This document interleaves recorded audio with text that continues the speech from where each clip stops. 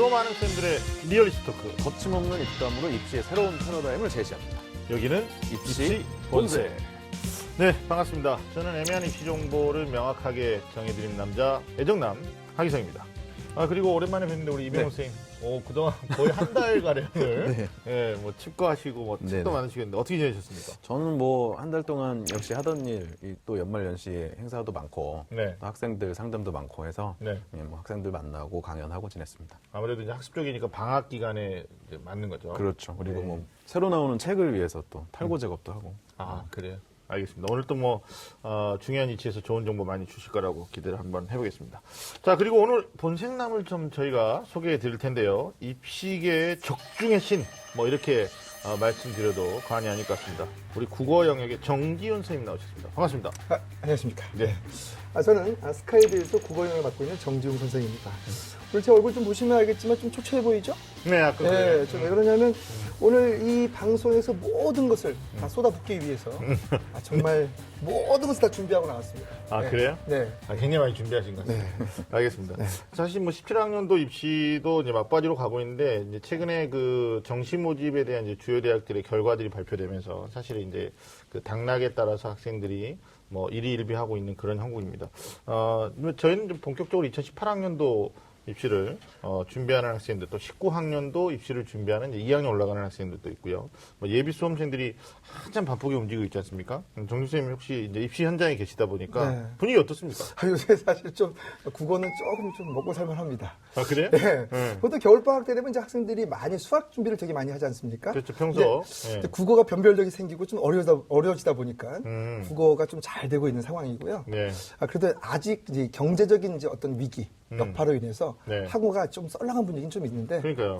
그래도 수학하고 국어 중심의 학생들이 좀 강의를 좀 듣고 있습니다. 그렇죠. 네. 영어 절대평가 때문에 아무래도 이제 수학에서 국어까지 이제 중심 이동이 좀 되고 있는 거고, 네. 사실 또 경기가 안 좋은 것도 좀 없지 않아 있는 거죠? 그렇죠. 요새 학원 경기 안 좋은 거는 주지의 사실이고요. 네. 그리고 또 예전처럼 잘하는 아이들을 보고 보통 아이들이 이렇게 함께 모여드는 분위기가 없어지고 좀 힘든 친구들은 그러니까요. 좀 다른 쪽으로 많이 관심을 돌리는 것 같습니다. 그러니까요. 이게 어떻게 보면 이제 겨울방학은 이제 수능학습에 대한 어떤 부족한 것들을 채워나가는 시기고, 또 그것이 혼자 안 됐을 때는 어떤 인터넷 강의라든지 또는 현장 강의를 통해서 어떤 실력을 조금 보완하려고 하는 그런 경향들이 있는데, 아무래도 이제 부모님 경기가 안 좋다 보니까 어떤 자구적인 노력들을 하고 있지 않은가 싶습니다. 네.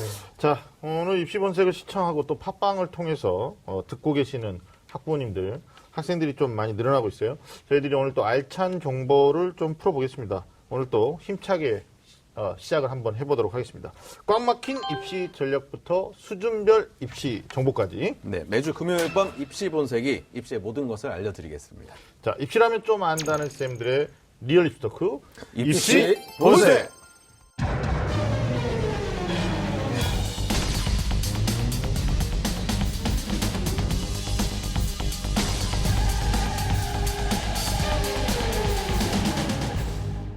자, 그럼 오늘의 주제를 좀 함께 알아보겠습니다. 정준 쌤. 겨울방학 특집, 너네가 모르는 공부 X 파일. 네. 그겁니까? 네. 예. 많이 아까 준비하신 것 같은데. 그러니까 네. 너희들이 모르는 공부 엑스파일을 오늘 우리가 공개하겠다. 네. 이런 거죠. 네. 알겠습니다. 보통 이제 겨울방학 갔다가 학습의 어떤 승패를 좌우하는 골든 타임이다. 네. 이렇게 우리가 말할 수도 있습니다. 본격적인 입시 레이스 들어가는 예비 고3 학생들, 또 대입계가 달라질 수 있는 시기이기 때문에 그런 건데, 사실 1학년 올라가는 친구들이나 2학년 올라가는 친구들도 굉장히 중요한 시점이라고 볼 수가 있겠죠. 부족한 부분들을 극복할 수 있는 거니까. 이때 이제 가장 중요한 게 학습 전략일 텐데, 그래서 오늘 저희 본색남들이 들었던 내용일 수도 있고요. 아니면 전혀 들어보지 못한 내용일 수도 있습니다. 공부에 대한 X파일을 공개해 볼까 합니다. 우리 이병호 선생님 어떤 각오로 오늘? 공부라는 무거운 주제랑 또 엑스파일 하면 약간 좀 그렇죠. 그런 민감한 느낌이 드는 걸 합쳐놨는데요. 네. 공부에 있어서 모르는 내용을 막 해서 드리는 것보다는 네. 알고 있지만 실천하지 못했거나 그렇죠. 들어봤지만 기억의 저편에 있는 것들을 다시 한번 환기시켜 드리고 네. 그걸 들으므로써 나도 할 수 있겠구나. 좀 용기를 가질 수 있는 시간 됐습니다. 자신감.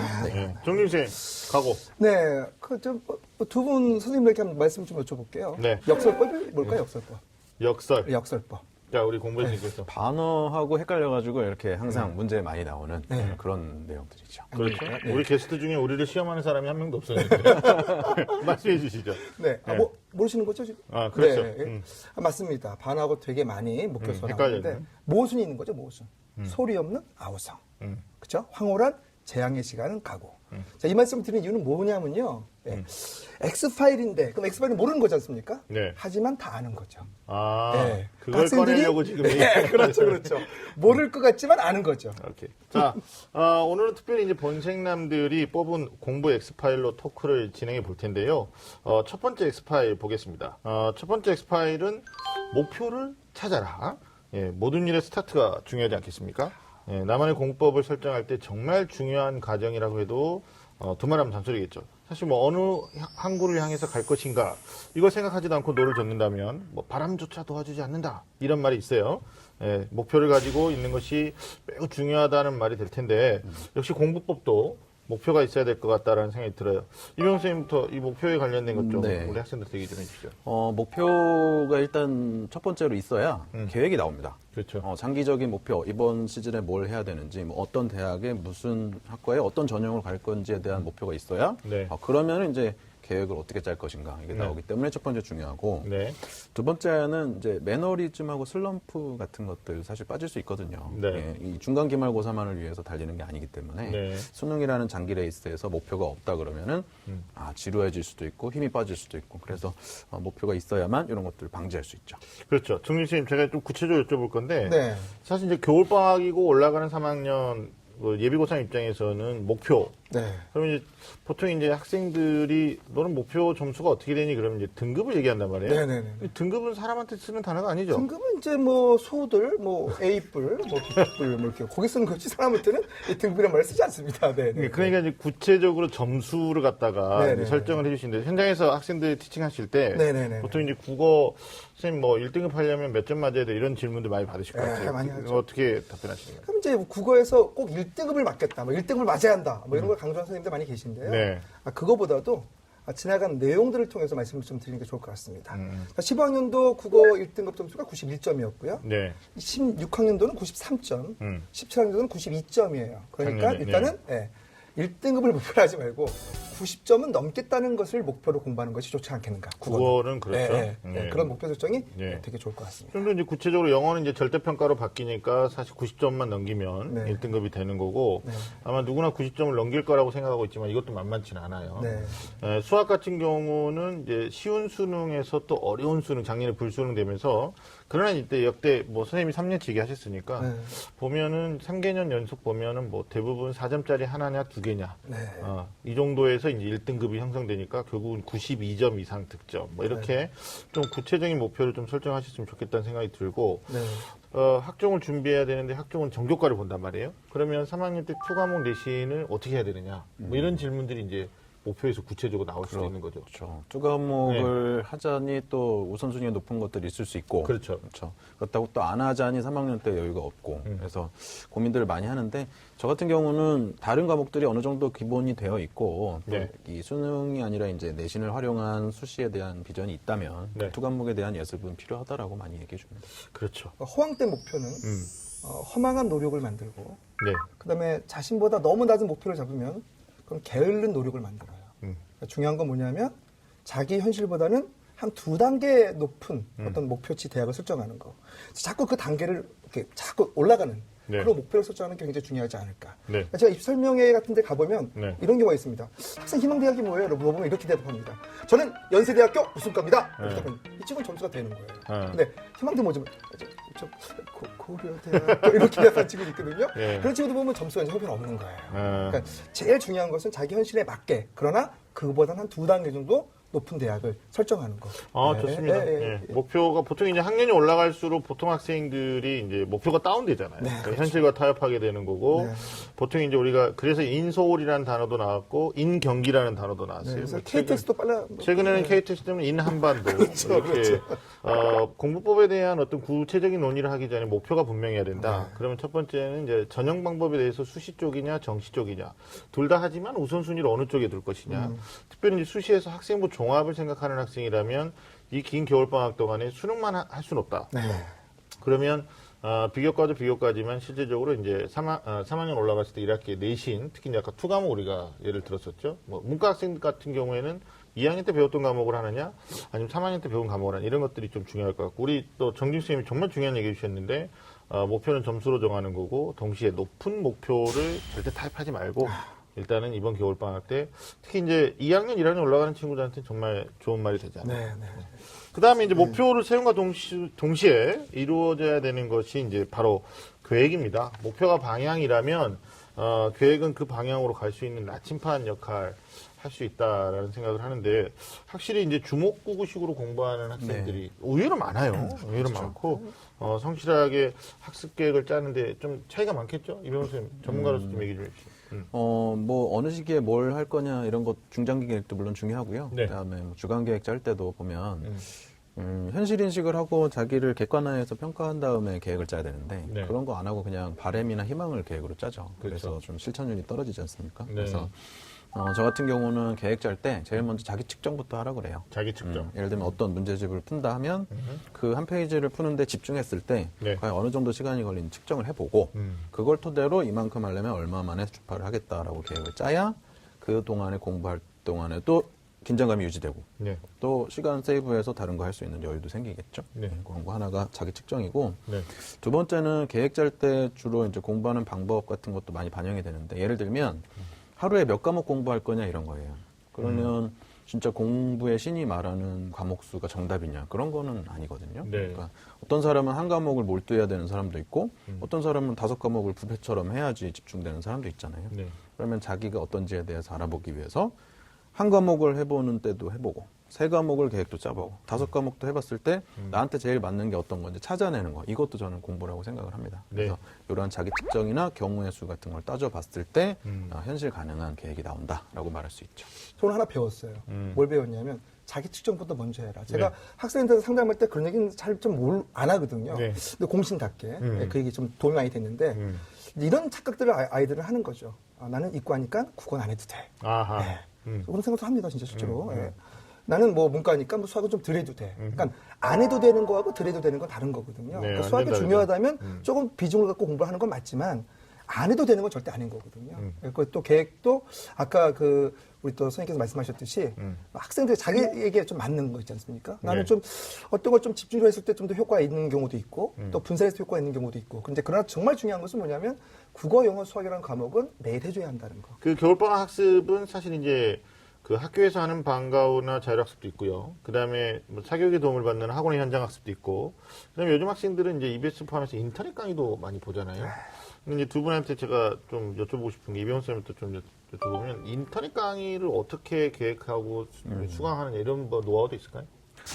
인강 같은 경우에는 사실 인강 중독 빠지기가 쉬워요. 중독. 그러니까 그냥 틀어놓고 아하. 멍멍하게 있으면은 시간도 잘 가고 네. 뭐 선생님들 너무 재밌으시니까 그렇죠. 그냥 웃고 떠들다 보면은 아 내가 공부 많이 했다라는 포만감? 환상을 심어주거든. 그리고 틀어놓고 이러고 있으면은 엄마가 막 과일값 갖다 주고 수고한다. 알겠습니다. 그래서 절대로 인강은 짧은 호흡으로 수강을 하고 그걸 위한 예복습을 많이 해야 진짜로 주어진 시간을 잘 활용할 수 있다는 거 첫 번째고요. 네. 두 번째는 저는 아이들한테 얘기해 주기를 예습할 때 인강 오늘 배울 분량 범위가 있잖아요. 그거를 내가 그냥 만제도에다 산다고 생각을 하고 만제도. 이 인강 선생님이 없다라고 가정했을 때 나는 과연 이 범주를 어떻게 공부할 건가. 그냥 오롯이 혼자라고 생각하고 공부를 한 다음에 그럼 답답하고 모르겠잖아요. 그거를 인강 선생님을 통해서 설명을 들었을 때 정말 감사하고 이해도 잘 된다. 근데 그런 사전 작업 없이 그냥 오늘 시간 됐으니까 인강 듣는다. 이러면 인강 중독에 빠져서 시간만 많이 가고 공부 효과가 떨어지죠. 그러니까 지금 우리 이병헌 선생님 말씀이 정말 맞는 게 그러니까 인강 중독을 저는 이렇게 좀 말을 바꿔보고 싶습니다. 학만 하는 거죠. 학. 그러니까 학만 하니까 학을 띄는 겁니다. 예, 그러니까 째에 들어간 요자가 무슨 자인지 혹시 아십니까? 날개 웃자. 네, 날개 웃자죠. 네. 이 날개 웃자가 왜 들어가는지요? 이게 뭐냐? 새가 날기 위해서는 날개짓을 수천 번 해야 한다. 그래야 날 수 있다는 겁니다. 그렇죠. 그것이 습, 즉 복습의 의미라는 거거든요. 그러니까 중독의 의미는 뭐냐면 듣기만 하는 거죠. 그러니까 우리 이병헌 선생님 말씀 한번 번질이 걸 겁니다. 듣기만 하되 자기 것으로 만드는 체화 과정이 부족하다. 네. 선생님 어떻게 제 말씀이 맞는지? 맞습니다. 정확합니다. 자, 그 말씀 드리고 싶은 거죠. 예. 예, 저도 인터넷 강의에 대한 좀 팁을 드리면 현장에서 학생들한테 저는 인터넷 강의는 반드시 종강 시점을 꼭 정해라. 그래서 거기서부터 뒤에서 역으로 일주일에 몇 강을 들어야 되고 또 무슨 요일날 들어야 되고 또 몇 시부터 몇 시까지 들을 것인가에 대한 구체적 계획을 수립하고 그리고 가족에게 그 시간표를 공개하고 그래서 감시자 역할을 해달라고 요청하고 한다라면 중독되는 일 없고 확만 하고 멈추는 일이 없지 않을까. 자, 두 번째는 이제 공부 엑스파일 탐구왕이라는 주제를 가지고 한번 얘기를 해볼 텐데요. 언뜻 들으면 이상하게 들을 수 있어요. 저는 이제 가끔 현장에서 탐구소년, 탐구소녀, 이렇게 얘기하는데, 분명히 있습니다. 탐구 성적이 거의 스카이급인데, 국영수 성적, 아니면 이제 국영수에서 특정 영역이 하나나 두 개가 안 나와가지고요. 좀 바닥을 치는 학생들인데, 선생님, 이거 이제 사례를 한번 우리가 정윤생 워낙 제자들이 많으니까, 혹시 국수형 중에서 안 나왔는데 탐구 잘 나와가지고 대학 가는 사례 있습니까? 이번에 있었어요. 이번 17학년? 이번에 국어 2등급 나왔어요. 2등급 중에서는 좀 제일 좋았고. 네, 초반. 1등급에 가까운. 그 다음에 이제 수학이 이과인데. 네. 수학이 3등급이 나와버린 거예요. 그렇죠. 절망적이죠. 네.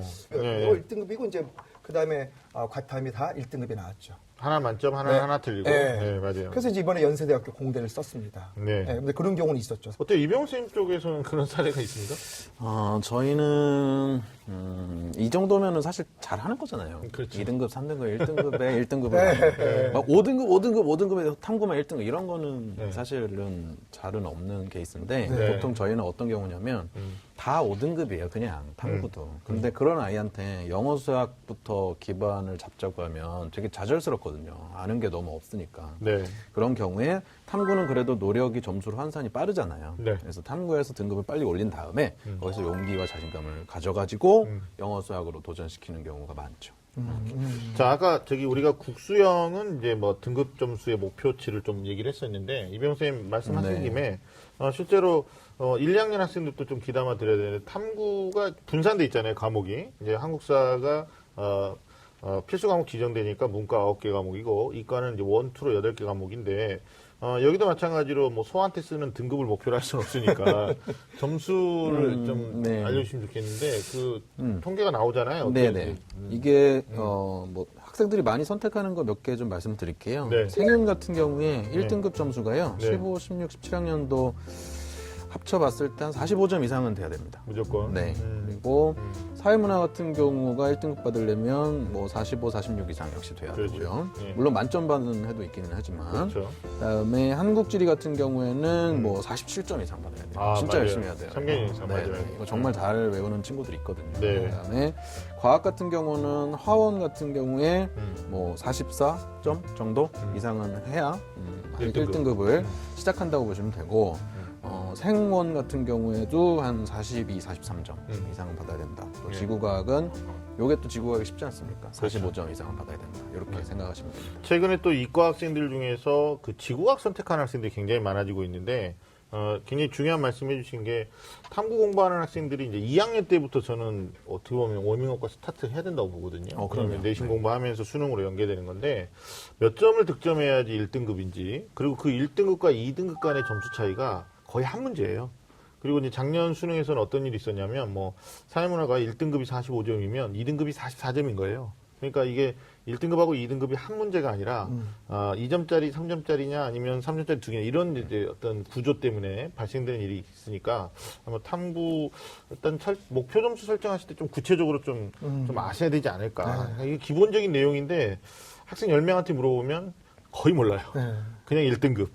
네. 등급만 따지는 거죠. 애들이 소고기 좋아하는 거예요. 계속 1등급. 특불 이러면서. 아니라고 보는 거죠.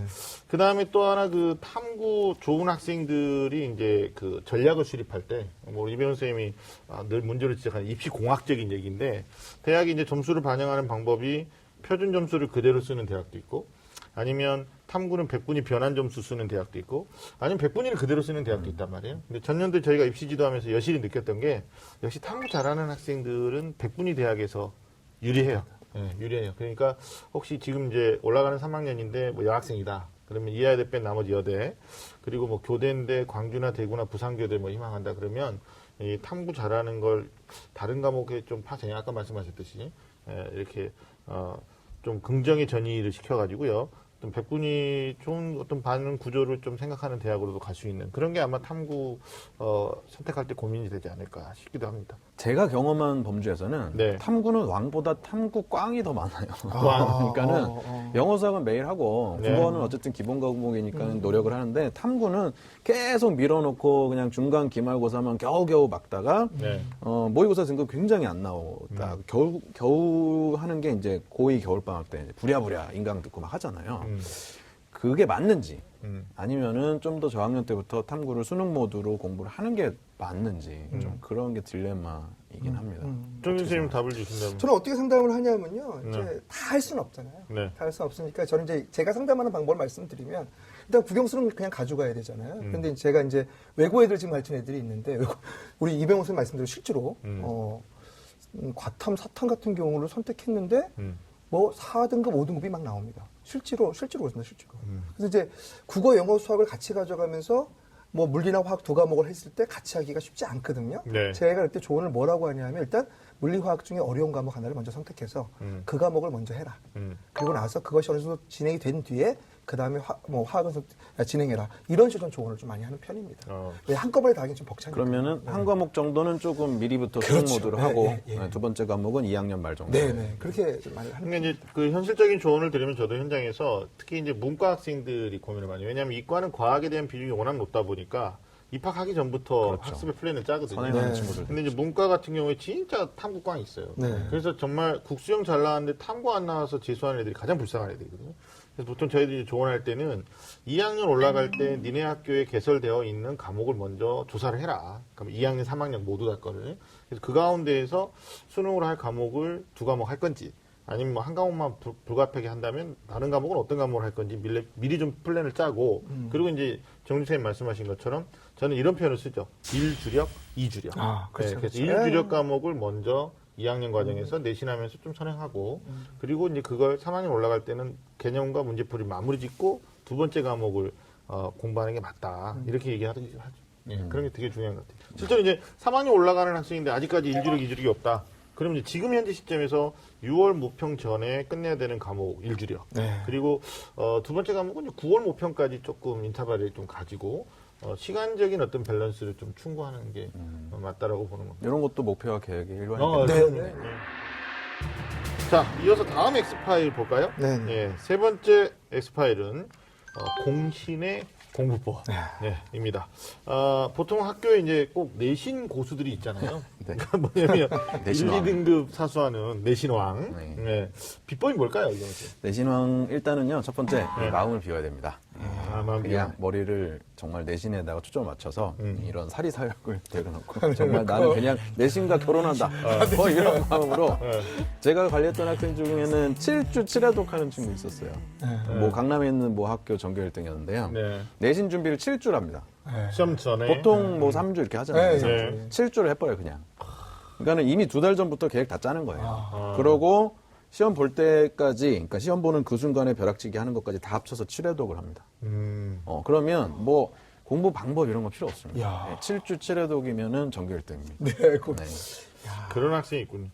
뭐 정진 쌤은 혹시 이런 학생들 있나요? 내신은 좋은데 모의고사는 안 나오고 뭐. 아니 반대로 모의고사는 좋은데 내신이 안 나오고. 국어 과목은 특히 그런 게 많습니다. 아, 그래요? 근데 왜 그러냐면, 그 정말 중요한 말씀을 제가 드린다면은, 주어진 범위 내에서 문제가 출제가 되지 않습니까? 그러니까 네. 뭐 암기하는 거예요. 그러니까 아까 말씀하신 이병호 선생님 말씀처럼 이제 때려 넣는 거죠. 3학년 가서는 이제 수능은 이제 뭐냐 범위가 없지 않습니까? 네. 이해 위주잖아요. 네. 생각을 한번 해보세요. 우리의 뇌는 관습적으로 움직이거든요. 습관적으로. 그러니까 암기하려고 하던 뇌가 갑자기 이해하려고 하는 뇌로 바뀌어버리려고 하면 바뀌겠습니까? 안 바뀌겠습니까? 안 바뀌거든요. 그렇죠, 그렇죠. 예, 힘들다는 얘기죠. 그래서 실제로 내신이 잘 나오는 애가 수능은 안 나오는 경우가 많고 모의고사는 모의고사가 잘 나오는 경우는 또 내신이 안 나오는 경우가 많은데 둘 다 잘 나오는 애들이 있어요. 그렇죠. 있어요. 예. 그 세자로 이제 넘사벽에 넘사벽. 있습니다. 내신은 뭐 월 1등급, 뭐 12년 동안 1등급. 네. 그러니까 내신으로 넘사벽. 예. 근데 서울대학교 지역균형에 추천을 받았는데 다 돼요. 면접까지 무난하고. 근데 마지막에 최장력 기준 세계 2등급이 안 돼가지고 불합격하는 경우들이 있거든요. 이런 것들이 보통 이제 공신의 공부법에서 우리가 지금 얘기하고 있는 건데 내신으로는 공신인데 대학이 요구하는 마지막 최장력 그 수능을 만족시키지 못하는 안타까운 경우들이 많다라는 거죠. 그래서 이제 우리 정리님께서 내신만 열심히 하고 이게 학년별로 구분할 문제는 아닌 거죠. 네, 그러니까? 아닌 거죠. 예, 네, 예. 모든 과목이 다 그렇지만. 네, 네. 그리고 보면요. 네. 다른 수능 과목들은 안 되는데 국어만 잘 되는 애도 있어요. 수학영어 다 안 되는데. 네, 어렸을 때 책 독서량 많았어요. 있습니다, 있습니다. 맞습니다, 네. 맞습니다. 근데 신기하게도 네. 내신은 또 안 좋아요. 내신 국어는 안 좋아요. 근데 수능 수능 국어. 국어만 막 네, 1, 있어요, 2등급 나오는 있어요. 애들이 네. 있어요. 그래서 그런 걸 보면은 진짜 더 어린 학생들 부모님은 네. 진짜 독서라는 게 장기 투자로서 정말 좋은 거라는 거 제가 말씀드리죠. 여기서 중요하죠. 좀 팁을 좀 더 덧붙여 말씀드리면 네. 고등학교 2학년인데 국어를 못한다 이거예요. 그래서 뭐 고3도 좋고 우리 애가 국어를 못하니까 지금부터 책을 많이 익히면 좋겠는가. 이거 되게 중요한 말씀드리죠. 우리 머릿속에는 LSD라는 언어 습득 능력이 있습니다. 네. 이게 13살까지 가거든요. 네, 어렸을 어렸을 때 언어를 조기에 배우면 잘 되는 말이 그런 이유입니다. 언어 습득 장치죠. 네, 그거. 어렸을 때 장치. 근데 그것이 13살 되면 없어져 버려 이후에는. 네. 그러니까는 그 이후의 독서는 사실은 크게 큰 효율성이 의미가 떨어진다. 없겠지. 맞죠. 그러니까 조기의 독서가 아까 말씀하신 정말 중요하다는 말씀 드리고 싶습니다. 그럼 1등급의 비밀 공부법, 국어 비밀 뭐 좀 알려주셔야 돼요. 지금 얘기해야 되나요? 네. 그러니까, 뭐 언제 얘기하실 거예요? 지금 얘기하지? 네, 오늘 뭐 말씀드리죠. 네. 사실 지금 수능이 국어 영역은 상당히 심각한 문제입니다. 뭐 어떤 문제냐면 아마 아실 거라고 생각이 되는데 45문항을 75분 안에 풀어야 됩니다. 80분이 아닙니다. 5분 마킹 해야 되니까. 그렇죠. 그럼 출제 교수들한테 여쭤보고 싶어요. 당신들은 과연 풀 수 있는가? 자, 일단 뭐예요? 지문의 길이가 굉장히 길어졌습니다. 네. 그러니까 뭐냐면 본질적인 국어 싸움이 아닌 뭐와의 싸움이다? 시간과의 시간과. 싸움입니다. 이번 같은 경우도 비문학 독해에서 생물 지문이 가나, 다라, 마 보통 5개나 오지 않습니까? 2단락이 더 붙어버렸어요. 그리고 여기 6문항이 붙어버립니다. 어떤 일이 벌어질까요? 읽고 또 읽고 문제 풀다가 또 읽고 시간이 모자랄 수밖에 없는 거예요. 그러네요. 그러면 제일 제가 듣기 힘든 문제 뭐냐면 선생님 시간이 모자라는데 어떻게 하면 시간을 줄일까요? 미치는 겁니다.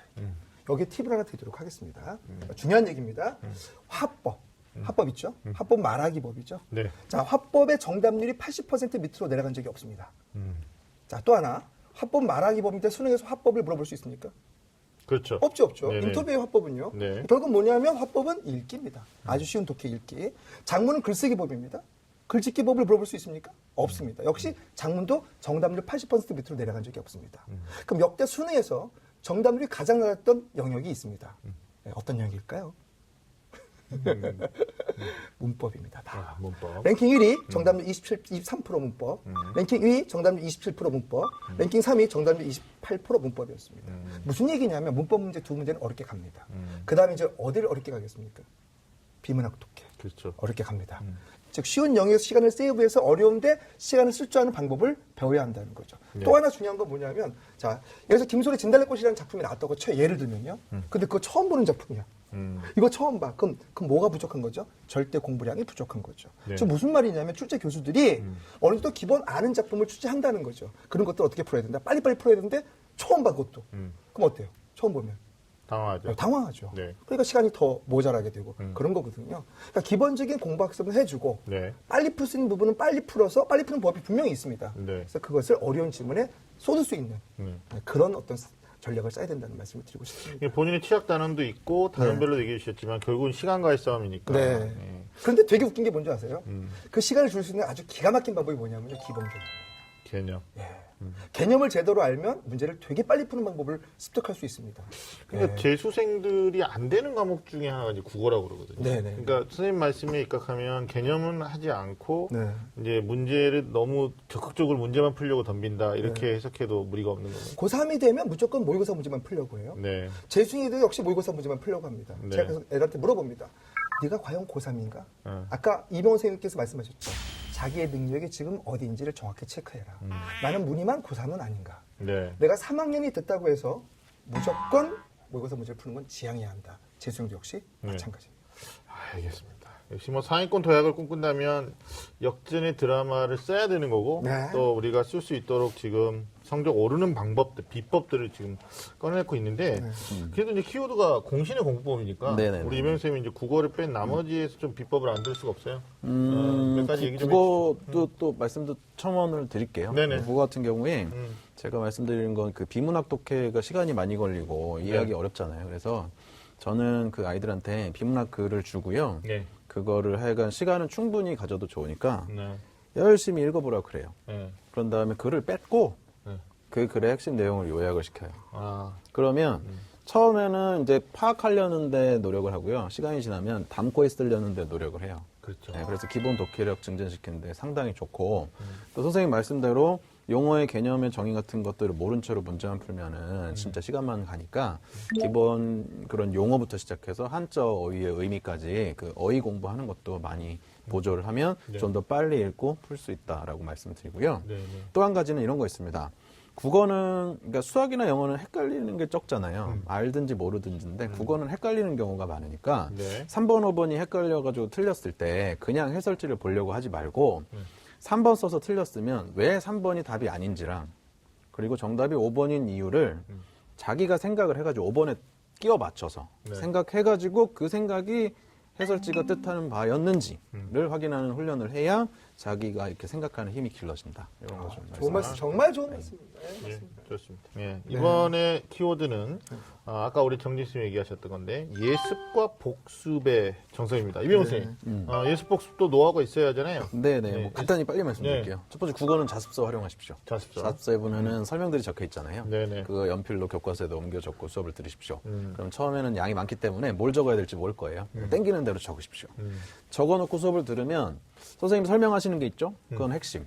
아, 적었는데 설명 안 하시는 건 비핵심. 비핵심. 적은 거랑 선생님 말씀이 다르면 질문거리. 아, 적어놨는데 선생님 물어보시면 답변거리. 네. 국어에 대한 애정을 가질 수 있는 방법이고 네. 영어는 번역하라 그래요. 아, 내일 배울 질문에 대해서 사전을 써도 좋으니까 정확하게 우리말로 말이 되게 번역해보는 훈련이 굉장히 공부가 많이 되고요. 네. 수학은 교과서 읽기. 교과서에 있는 개념 읽지 않고 문제만 풀거든요. 네네. 그 읽을 시간 예습할 때밖에 없습니다. 보고 말씀드리고 사회하고 과학은요. 문제집에 답을 찍으세요. 13511. 그래 그게 왜 답인지를 교과서에서 찾아보세요. 그러면 짧은 시간 안에 핵심 내용을 파악하는데 굉장히 도움이 될 겁니다.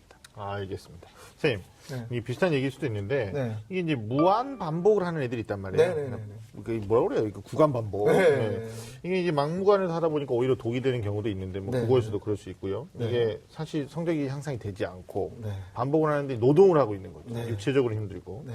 이제 이럴 때 우리가 어떻게 학습을 좀 해야 되는지. ES과 복습 두 가지 거 말씀을 드리죠. 네. 제가 뭐 실제 있었던 일을 말씀을 드리면 하루는 누가 골프채를 저한테 선물을 했어요. 골프를 배우기 전인데. 전인데. 집에서 이제 열심히 이제 연습을 했습니다, 혼자. 제가 이제 골프는 반드시 이제 코칭을 받아야 되잖아요. 네네. 골프장에 딱 갔더니 네. 그 코치가 저한테 그러더라고요. 어디서 골프 좀 쳐보셨습니까? 제가 잘 치는 줄 알고. 네. 집에서 열심히 연습하고 왔습니다. 그러니까 그렇게 폼이 개판이에요.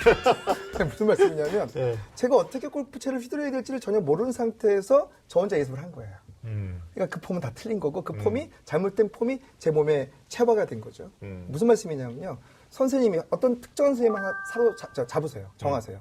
내가 맞는 선생님 하나. 그래서 그 선생님의 공부 방법을 구어, 뭐 정중이면 정중선생님 공부 방법을 갖고 매습 먼저 하지 마시고 그 공부법대로 공부를 하세요. 네. 그리고 반드시 그 공부법대로 문제를 푸는 훈련을 하셔야 됩니다. 그런데 이런 친구들이 있어요. 선생님 해도 안 돼요. 해도 안 돼요. 문제는 뭐냐면 해도 안 돼요. 얼마나 했을까요? 한 2번 해보고 안 된다 그래요. 요즘 애들은 금방 포기합니다. 예, 포기는 죽을 때 하는 거지 않습니까? 그렇죠. 예, 그러니까 수없이 많이 해봐야 되는데도 불구하고 그 다음에 또 하나 중요한 건 뭔지 아십니까? 이 선생님 저 선생님 강의를 듣는 거예요. 예를 들어 시 분석법을 정중생한테 듣고 딴 사람한테도 들어요. 네. 그럼 어떻게 되는지 아십니까? 원래 지가 풀던 거, 네. 그 다음에 정중 선생님 거, 네. 또 다른 누구 거, 아. 이 세 개가 섞여서 뒤죽박죽 뒤죽박죽이 되는 겁니다. 아, 알겠습니다. 아주 안 좋은 방법이에요. 자, 예복습에서 제가 좀 강조하고 싶은 거는 사실상 예습과 복습 이거는 본질적으로 수업을 활용하기 위한 수단이다. 저는 이렇게 봐요. 특히 예습 같은 경우는. 그래서 학생들이 아까 이병호 선생님이 중간에 이렇게 핵심적인 얘기 해주셨는데 그러니까 예습은 수업 시간에 확인하는 작업을 하는 거고 또 수업을 듣고 나면 아까 우리 망각이론 얘기하셨으니까 잊어버리기 전에 다시 복습을 통해서 자기 걸로 완전히 만드는 작업. 이게 이제 예습 복습인데 우리 학생들이 예습을 하는 친구도 있고 예습을 안 하고 복습을 하는 친구도 있는데 요즘 많은 학생들이 수업을 열심히 안 듣는다는 거죠. 그러니까 이제 문제는 예습 복습을 하는데 본질의 수업을 등한치 않은 경우가 있다. 그래서 제가 이제 수업에서 팁을 드리면 수업은 3가지를 잘해야 된다. 잘 듣고, 그 다음에 잘 보고, 그 다음에 잘 써야 되는 거죠. 그래서 잘 쓰는 작업이 이제 필기한 내용들을 요약하고 정리하는 작업인데, 그래서 제가 그 내신 때문에 고민하는 학생들한테 항상 얘기하는 게 쉬는 시간에 제발 매 쉬는 시간마다 쉬지 말고 쉬는 시간에 중요 과목에서는 한 2분 동안, 3분 동안 이 쓰는 작업을 좀 했으면 좋겠다. 책을 덮고 아까 생각했던 역설 반어가 뭐였는지 떠올려보는 출력을 해봐야 그게 진짜 복습 효과가 좋은 거죠. 자, 그럼 마지막 엑스파일인데, 네. 마지막 엑스파일은 상위권의 이제 필수 아이템이라고 볼 수 있어요. 우리 간단하게 오답노트 한번 얘기해 보도록 하겠습니다. 예, 오답노트는 우리 이병훈 선생님 먼저 얘기해 주시죠. 네, 오답노트 저는요. 일단은 사회나 과학은요. 따로 네. 노트 만들지 말고 그 좋았던 문제 같은 경우에는 복사해서 자른 다음에 그 기본서에다가 그 부분 해당 부분에다 끼워 붙이라고 그래요. 그래서 기본서로 단거나 해놨다가 네. 학년이 올라가고 내공이 쌓이면 이거 별거 아닌데 붙인 게 있거든요. 그런 건 띄어내는 식으로. 아하. 예, 그렇게 오답노트 만드는 게 제일 좋고 네. 수학은 진짜 1등급부터 9등급까지 모두 다 오답노트를 쓰라고 말씀을 드리거든요. 근데 네. 중요한 게 뭐냐면 오답노트 만드는 데만 이렇게 만족하는 애들이 있어요. 근데 이건 활용을 하는 게 중요하거든요. 맞아요, 그래서 맞아요. 오답노트를 이렇게 만든 다음에 만들 때 그 복사해서 잘라서 붙일 거 아니에요. 네. 그러면 그 문제 사이의 간격을 아주 박하게 여백을 박하게 두고 시간을 시험 시간처럼 정해놓고 그 시간 안에 그 오답 문제를 풀어내는 연습을 하는 게 훨씬 더 중요합니다. 네, 그래서 틀렸을 때의 느낌을 다시 한번 살려보는 거라든지 왜 네. 틀렸는지에 대한 생각 같은 것들 그리고 그 틀린 문제와 관련된 개념을 써보는 오답 노트 하는 것은 뭐 상위권으로 도약하기 위해서 매우 중요한 작업이죠. 그렇죠. 오답노트라는 게 이제 자주 틀리는 문제를 갖다가 또는 자주 틀리는 단원 이런 걸 정리하는 거고 거기다 덧붙여 하나 말씀드리면 기출 좀 말씀드리고 싶어요. 기출. 예, 애들 다 기출 풀거든요. 네. 하 선생님, 네. 기출을 푸는 이유가 뭘까요? 실전 훈련이죠. 네. 그리고 실제로 내가 수능을 출제하는 사람들의 문제를 미리 경험하는 차원에서입니다. 기출이 하면 이거죠. 지나간 과거의 역사는 음흠. 앞에 미래의 어떤 전망을 밝혀주거든요. 그게 기출의 의미예요. 그렇죠, 그렇죠. 근데 우리 애들 기출 문제 어떻게 푸는지 아십니까? 이미 다 답을 알아요. 많이 풀어봤어요. 그냥 푸는 거예요. 이거 저 답 3번인데 이러고 풀어요. 그런 기출의 의미는 의미가 없는 거예요. 없다. 그래서 기출의 분석은 사실 누가 해주면 되냐면 각 영역별 전문가 선생님이 해주시면 되는 거예요. 네. 그래서 선생님이 이게 중요하니까 이렇게 공부해라라는 방향을 잡아주시면 되지 본인이 기출을 풀어서 그 방법 알려고 할 필요 없고요. 여러 번 풀어볼 필요는 없다는 겁니다. 알겠습니다. 자, 성적의 빈틈을 메꿀 수 있는 게 이제 오답노트 측면인데 저희가 간단하게 정리해드렸지만 다 알고 계실 거예요. 실천이 중요한 거죠. 네. 네, 조금 더. 그래서 아까 정말 인상 깊었던 얘기, 남에게 보여주기 위한 정리가 아니라 자기한테 정말 도움이 되는 오답노트 정리 꼭 하셨으면 좋겠습니다. 자, 지금까지 겨울방학 특집 너네가 모르는 공부 엑스파일 몇 가지 엑스파일을 통해서 이야기를 나눠봤습니다. 여러분 지금 좀 아는 쌤들의 리얼리스트 토크 입시본색과 함께하고 계십니다. 잠시 전하는 말씀 듣고 오겠습니다.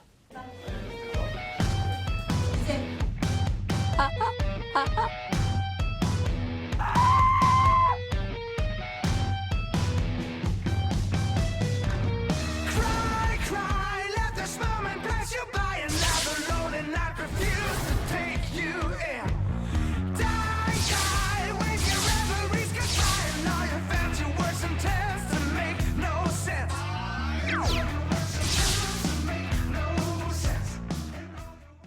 겨울방학 특집 너네가 모르고 있는 공부 엑스파일 계속 이어가 보겠습니다. 이번엔 기적의 공부법에 대한 얘기를 해볼 텐데 네. 자, 간혹 이런 일이 일어나기도 해요. 정말 아니었는데 네. 정말 자기 표현으로 바닥이었는데 네. 정말 말도 안 되는 일이 일어나가지고 네. 정말 이건 수시가 아니라 정시죠. 네. 명문대에 진학한 사례가 우리 정중쌤 있죠? 있죠. 네. 있고 저부터 제 사이트에 네. 영상도 찍어놨습니다. 그래? 네. 아, 실존 인물로? 실존 인물이죠. 뭐 거짓말 뭐라고 하겠어요. 그렇죠. 네. 네. 말씀 좀 드려볼까요? 네, 짧게. 이병호 선생님, 그 주변에서 올 9등급 보신 적 있습니까? 없어요. 그거 되게 힘든 거. 올 9등급. 네. 숨어 있지만 나타나지 않는 거거든요. 아, 그래요? 네. 제 제자 중에 이제 축구 선수였어요. 십자인대가 끊어져가지고. 그래서 이제 왔어요. 축구 끝나고 생명 끝나고. 그때 첫 모의고사에서 국어 8점. 영어 10점. 네. 저 7점. 10점 만점. 아, 100점 만점입니다. 실제입니다, 실제. 네. 그래서 왔는데 이제 뭐 정말 와서 야. 뭐 어떻게 해야 될지 모르는 거죠. 찍는 거지 않습니까? 네. 근데 대학 가겠다는 의지가 있어요. 또 운동했잖아요. 운동했으니까 그래요. 뭐가 있냐면 되게 규칙적이야. 그래서 또 아무것도 없으니까 말도 잘 들어. 그래요. 그래서 어떻게 했냐면요. 걔한테 제가 해준 건 뭐냐면 일단 분수도 쌤 뺏은 못해요. 일단 네. 걔가 체육학과 학생이었기 때문에 수학은 보지 않았어요. 일단은요. 네네. 그래서 영어 아주 기초 영문법부터 네. 중학교 학원 가서 EBS 있으니까 그것도 역시 마찬가지로 음흠. 그래서 그걸 제가 좀 꼼꼼하게 봐줬습니다. 성적 올라갈까 안 올라갈까요? 올라갔어요. 안 올라가죠. 처음엔 안 올라갔어요. 처음엔 이 수능과 직계 되는 게 아니니까 안 올라가지 않습니까? 그래서 제가 자주하지 말고 열심히 공부하라고 했어요. 계속 그 기본기를 내공을 자꾸 쌓아야게 했습니다. 네. 8월 달에 6등급으로 올랐어요. 아, 그 등급에서. 예. 그다음 놀라운 것은 10월 달에 2등급이 됐어요. 올. 오. 그리고는 수능에서는 올 1등급 한양대학교 스포츠학부 4년 장학금. 실제입니다. 그래. IQ 한번 측정해. IQ는 그렇게 제가 봐서 그렇게 좋은 IQ 아니었습니다. 아닌데 축구 잘하는 사람들도 IQ도 그거 모르겠어요, 그거는. 알겠습니다. 의지 문제. 예? 그런데 중요한 건 뭐냐면 그걸 보면 애들이 감동을 받죠. 야, 나도. 근데 그 아이가 그 점수를 올리기까지 얼마나 피나는 피눈물이 있었다는 거. 네. 그걸 아이들은 보지 못하고 결과만 보는 거예요. 그렇죠. 자기 걸로 만들어야 그렇죠. 되는데. 예. 뭐 고등학교 1학년 학생이라면 아직까지 기회가 있어요. 또 3학년 학생도. 고3도 충분히 기회 그럼요. 있습니다. 중요한 이제 포인트는 뭐냐면 결국은 역경을 극복해내는 사람들에게는 다른 사람들과 유별난 DNA가 있는 게 아니다. 네. 예, 역경을 극복하고자 하는 의지 네. 그리고 그 초심, 처음 먹었던 마음을 마지막까지 실행에 옮기는 어떤 꾸준함, 지속성이겠죠. 그러니까 덧붙여 말씀드린다면 시간이 모자라지 않습니까, 학생들이? 아닙니다. 의지가 시간을 만듭니다. 알겠습니다. 공신들은 이제 공부 내용을 정리해서 단고나 한다. 아까 네네네. 잠깐 말씀하셨는데 어떤 전략입니까, 단고나? 그런 거 한번 생각해 볼 필요가 있어요. 내가 수능 날, 그 뭐 이렇게 수험표라든지 뭐 필기구나 도시락 말고 뭐 들고 갈 건가. 쉬는 시간 생각보다 길거든요. 네. 그랬을 때, 수학 공식이나 개념 정리 노트, 뭐 자기가 만든 영어 단어장, 그리고 탐구 영역 1, 2 기본서, 그리고 한국사 교과서. 요 5종 세트는 들고 들어가야 되거든요. 네네. 그거를 만드는 여정이라고 보셔도 좋아요. 그래서 그 각각의 한 권에 내 공부 3년의 엑기스가 다 녹아들 수 있도록 정리하는 게 이제 단권화 과정이죠. 이걸 염두에 두고 공부하는 거랑 그런 거 없이 그냥 막 중구난방으로 공부하는 거랑은 결과에 있어서 많이 다를 겁니다. 알겠습니다. 아까 예복습에서 우리가 얘기했던 건데 결국은 그런 일련의 과정들이 누적된 그래 자기 어떤 샘플이 되는 거죠. 네, 표준이 이제 되는 게 아마 단권화 노트 이렇게 정리할 수 있을 것 같습니다. 자, 제가 뭐 생각하기에는 뭐 기적을 만드는데 습관도 한몫을 좀 할 것 같다라는 생각이 듭니다. 공부법을 정착한 학생도 있고 이제 만들어가고 있는 학생도 있는데 생활 습관이 굉장히 중요하잖아요. 우리 정진 쌤부터 공부할 때 이것만은 피해야 된다. 네. 이거는 뭐 타협의 어떤 조건이 안 된다. 네. 어떤 게 있을까요? 이 방송을 들으신 수험생들, 학부모님들 같이 좀 따라했으면 좋겠습니다. 생각을 바꾸면 생각을 바꾸면 행동이 바뀌고, 행동이 바뀌고. 행동이 바뀌면 습관이 바뀌고, 네. 습관이 바뀌면 인격이 바뀐다. 네. 네. 그러니까 인격이 바뀌면 가장 기본적인 존재는 뭐냐면 할 수 있다는 생각의 마인드를 가져야 한다는 네. 거죠. 자, 그 다음에 두 번째 뭐냐 습관이거든요. 이 습관을 둘러싸고 있는 이 습관을 만드는 게 바로 뭐냐면 영어로 얘기하면 서라운딩, 환경입니다. 환경. 정말 중요한 게 뭐냐면 우리가 공부를 안 하는 게 있고 못 하는 게 있거든요. 안은 뭐냐면 의지의 문제고 못은 뭡니까? 능력의 문제입니다. 주변에 주머니에 있는 뭘 빼라? 스마트폰 없애야 됩니다. 그렇죠. 다 아실 거예요 아마. 그렇죠? 그 다음에 뭡니까? 생활 습관 규칙적으로. 막 4시에 자고 7시에 일어납니다. 말도 안 됩니다. 수영은 아침에 보거든요. 그래서 규칙적인 생활 습관. 토일도 일관되게. 제가 강조하고 싶은 것 2개입니다. 잠은 정확히 자라. 그 다음에 주머니에 스마트폰을 당장 없애라. 그럼 어떤 애들이 이렇게 얘기해요. 선생님 저 스마트폰 있는 거 별로 사용하지도 않는데요? 그럼 거꾸로 물어보죠. 사용하지 않는 스마트폰은 왜 갖고 다녀? 네, 이겁니다. 알겠습니다. 이병훈 선생님, 이것만은 피해야 된다. 네, 잘 말씀해 주셨고요. 추가로 2개 더 하면 게임하고 연애. 대학 가서 합시다. 네, 이렇게 그래. 말씀드리고 싶어요. 게임하고 연애. 네. 그 다음에 저는 하나 더 말씀드리면 드라마에 빠지지 말아야 된다. 요즘은 채널이 너무 많아졌어요. 그래서 요즘 무슨 드라마 봐요? 이런 질문하는 학생들이 있는데 그거는 선생님한테 할 질문이 아니다. 라는 말씀. 나중에 대학 가서 몰아서 보는 재미 있잖아요. 네. 잠 안 자고 몰아서 보는 재미. 그 짜릿함을 여러분들이 느꼈으면 좋겠다 싶습니다. 자, 기적의 공법에 대해서 이야기 나눠봤습니다. 여러분은 지금 좀 많은 쌤들의 리얼리스트 토크 입시 본색과 함께하고 계십니다.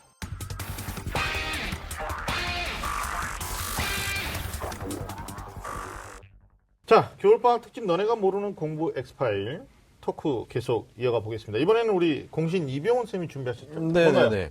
공부법의 오해와 진실에 대해서 좀 파헤쳐 볼 건데요. 네. 그 선생님들께서는 365일 동안 책상을 사수하라 이런 말에 대해서 어떻게 생각하십니까? 쌤 어떻게 생각하세요? 제가 이제 수업 시간에 그런 얘기 하거든요. 너희들은 기계다. 네. 하지만 기계에도 뭐가 필요하다? 휴식이 필요하다. 기름칠이 필요하다. 기름칠. 그러니까 무조건 공부하는 것이 아니고 일주일에 스트레스를 풀 수 있는 완충 어떤 시간을 반드시 둬라.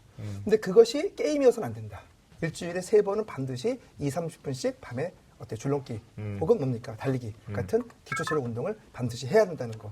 365일 동안 책상에 앉아서 공부만 하는 친구는 없다? 없다 말씀드리고 싶습니다. 아니, 저는 질문의 의도를 이제 캐치해봤는데 책상에 물리적으로 앉아 있는다고 되는 문제가 아니라는 거죠. 네, 그럼 뭐 삼수하는 친구는 다 서울대 가야 되죠. 네. 그 이상을 한 친구는 어디 우리나라 대학이 아니라 해외 대학을 가야 되는 거니까 어떤 말씀을 하시고 싶은지 정리해 주시죠. 그런 거예요. 그러니까는 365일 동안 그 공부를 길게 하는 거는 자유지만 네. 시험을 붙는 거는 공부와 또 별개의 문제인 겁니다. 그러니까 그렇죠. 시험에 맞는 공부를 효율적으로 하는 게 득점하는 데는 훨씬 더 유리하거든요. 그래서 네. 놀 때 놀고 자기를 보충하는 시간과 진짜 이걸 집중해서 효율적으로 하는 걸 잘 구분했으면 하는 바람이고요. 예. 또 이런 거는 어떻게 생각하세요? 그러면은 1등급이 하는 대로 그대로 하면은 나에게도 맞을 것인지에 대한 생각은 어떠세요? 제가 답하면 벤치마킹. 네. 그러니까 따라가면 어떠냐, 그러니까 카피하면 어떠냐 이런 네. 건데 네. 저는 부분적으로는 맞을 수도 있다고 봐요. 그러니까 모든 과목을 그렇게 하는 건 아닌데 네. 자기가 정말 취약한 과목에 롤 모델을 정하고 따라가보자. 네.